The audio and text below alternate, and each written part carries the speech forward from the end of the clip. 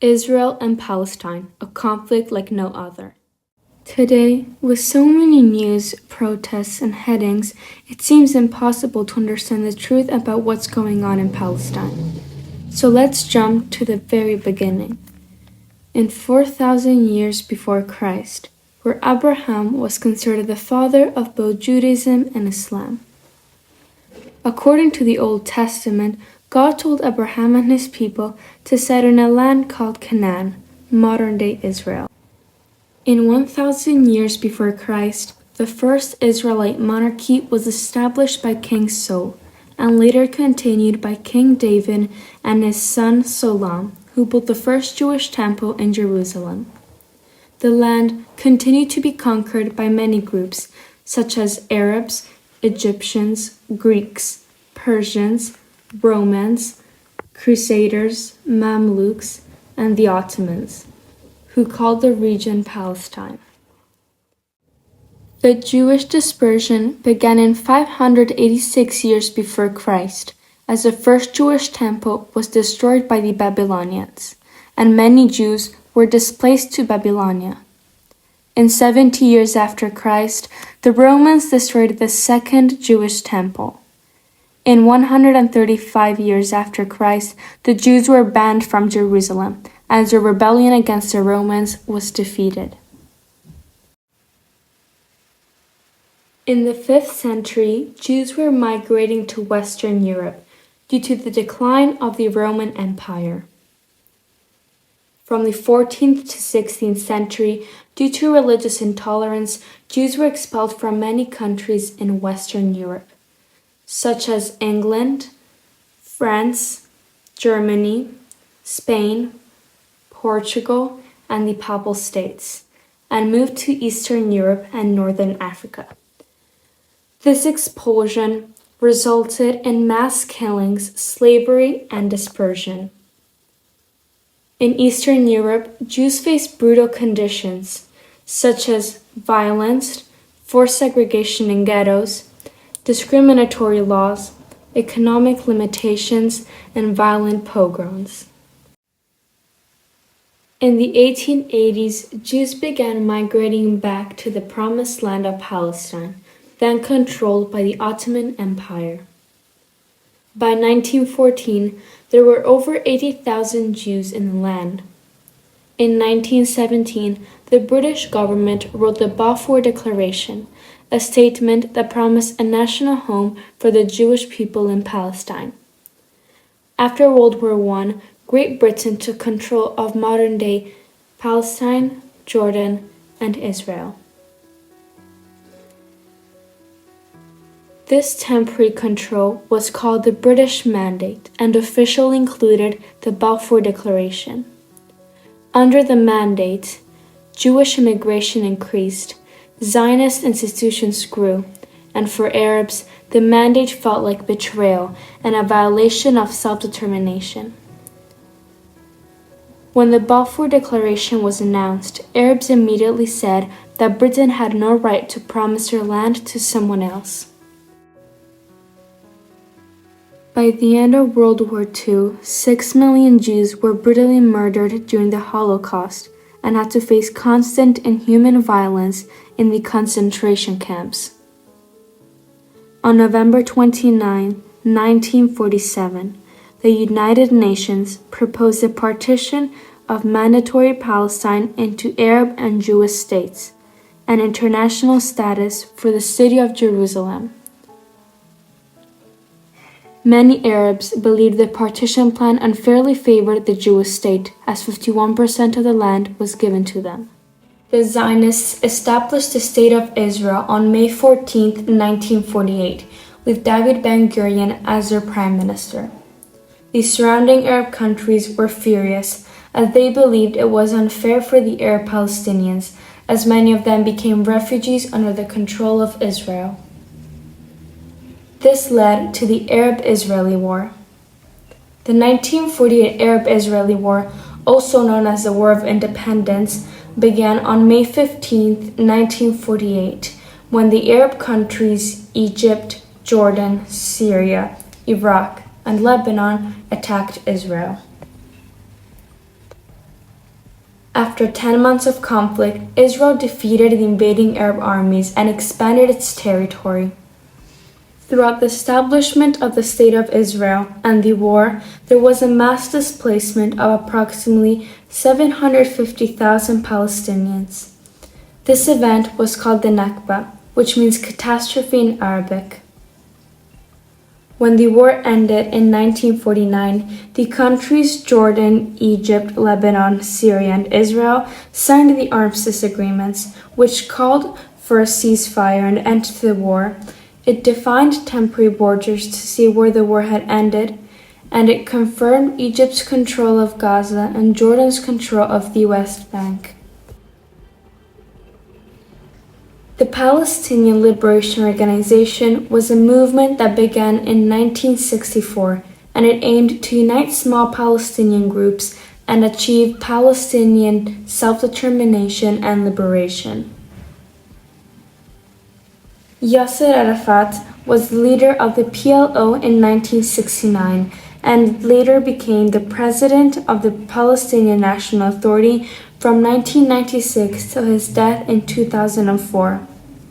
Thanks to his efforts, Arafat won the Peace Nobel Prize in 1994.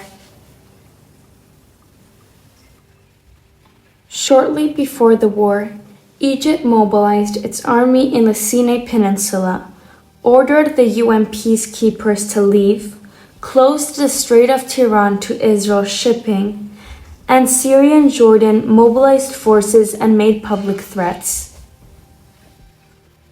On June 5, 1967, Israel launched a preemptive strike. After 6 days, Israel once again won the war since it destroyed Egypt's, Syrian, and Jordanian forces within hours. In those 6 days, Israel seized the Sinai Peninsula from Egypt, the West Bank and East Jerusalem from Jordan, the Gaza Strip from Egypt, and the Golan Heights from Syria. As a result to this war, Israel tripled its territory, the Arab states suffered a major strategic defeat, and the occupation of the West Bank and Gaza began. Months after the war ended, on November 22, 1967, the UN called for Israel's withdrawal from the occupied territories, and it recognized the right of all states to live in peace. On October 6, 1973, the holiday of Yom Kippur, Judaism's holiest day, Egypt and Syria launched a surprise attack to recover the occupied territories of the Sinai Peninsula and the Golan Heights. Within days, Israel pushed their forces back, and by the end of the war, the Israeli forces were inside Egypt and close to Damascus in Syria. Israel was the clear militant victor, though the Arabs achieved a political victory by proving it could challenge Israel and use the war to negotiate. This war facilitated the Camp David Accords in 1978, as the Israeli and Egyptian leaders realized another war would be too costly and there was urgency for peace. The Camp David Accords, facilitated by the US, brought secret talks between Egypt and Israel, leading to their peace agreement. Egypt was the first Arab country to recognize the State of Israel, and Israel then returned the Sinai Peninsula. Their state of war ended, and Egyptian public opinion still remained largely hostile. The Oslo Accords in 1993, in which Israel and the PLO recognized each other and agreed on Palestinian self-rule, helped Jordan negotiate its peace treaty with Israel, which officially ended their state of war. The treaty promised expanded trade, access to water-sharing agreements, and boosts to tourism and foreign investments. The Oslo Accords also brought to an end the First Intifada, meaning uprising in Arabic. There was a collision between an Israeli military truck and a car carrying Palestinian workers in Gaza, resulting to the death of 4 Palestinians.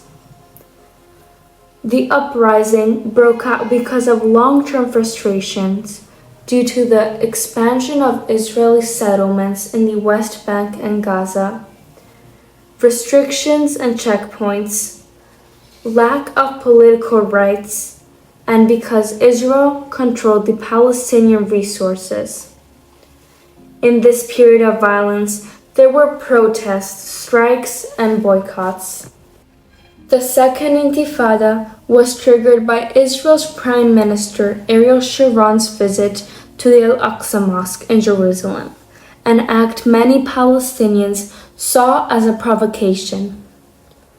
Though their real causes had been accumulating for years, Palestinians were frustrated with the failure of the Oslo peace process, the expansion of Israeli settlements, growing restrictions on Palestinian movement, and economic decline. The Second Intifada was much more violent than the first one. During the First Intifada, Palestinians were mostly unarmed. Instead, in the Second Intifada, military groups were forming, and there was a heavy use of firearms, explosives, and suicide bombings. Israel responded with massive military force, incursions into the West Bank cities, and targeted killings. This period of violence ended in 2005 when Israel withdrew from the Gaza Strip. In 2006, Hamas, which was formed in 1987, won the Palestinian elections in Gaza. Many consider Hamas as a terrorist group since they carry suicide bombings and often call for the destruction of Israel, while others see Hamas as a party striving to liberate Palestine. In 2007, there was a violent split between Hamas and Fatah, a Palestinian political party. Hamas took control of Gaza and Fatah of the West Bank via the Palestinian Authority, and no new elections were held ever since. This left Hamas without political competition and deepened the tensions for years, helping create conditions that led to the October 7, 2023 attack. In 2016, the United Nations condemned Israeli settlements in occupied Palestinian territories as illegal. The Abraham Accords were signed in late 2020 at the White House. They consisted in a series of agreements to normalize relations between Israel and several Arab countries. Some believe that this was one of the factors that triggered the October 7 attack, as the accords didn't benefit Palestinians. The signing countries were Israel, the United Arab Emirates, and Bahrain, and later Sudan and Morocco. Other countries like Saudi Arabia and Indonesia still haven't signed the accords due to the ongoing Gaza war. The accords highlighted the importance of strengthening peace in the Middle East and allowed trade and cooperation of security, technology, and direct flights and innovations between the countries. Israel's current government, formed in 2022 with Benjamin Netanyahu as prime minister, is known as the most right-wing and religious in the country's history. It's made up of very religious parties, and one of its main goals is to expand Jewish settlements in the West Bank, another factor that contributed to the severity of the 2023 war. On October 7, 2023, Hamas launched a brutal surprise attack on Israel, killing 1,195 civilians and kidnapping 251 hostages. Since then, Palestinians in Gaza have suffered from constant bombings, mass displacements, and starvation. According to the United Nations Office for the Coordination of Humanitarian Affairs, approximately 69,000 Palestinians have been killed in Gaza, including 20,200 children and over 170,700 injured. Roughly 81% of all buildings in Gaza are damaged or destroyed, including 94% of hospitals and educational infrastructure. In October 2025, several countries signed the Peace Summit for Gaza War in return of the remaining hostages. After several days, Israel broke the ceasefire and continued bombing Gaza. On September 2025, the UN Independent International Commission of Inquiry concluded that Israeli authorities carried 4 out of 5 acts of genocide under the international law, such as mass killings of Palestinians, serious physical and psychological harm, destruction of conditions of life, and measures preventing birth. The United States is Israel's strongest ally, as they export billions of dollars worth of military equipment. The Gaza war shows a huge power imbalance, with one of the world's richest nations attacking one of the poorest, making it an overwhelmingly unfair conflict. But what will happen now? Will the two-state solution prevail? Will Palestinians leave the area? Will Israel and the USA build the Gaza Riviera? Whatever happens, one thing is sure: without a fair solution, there will be no peace.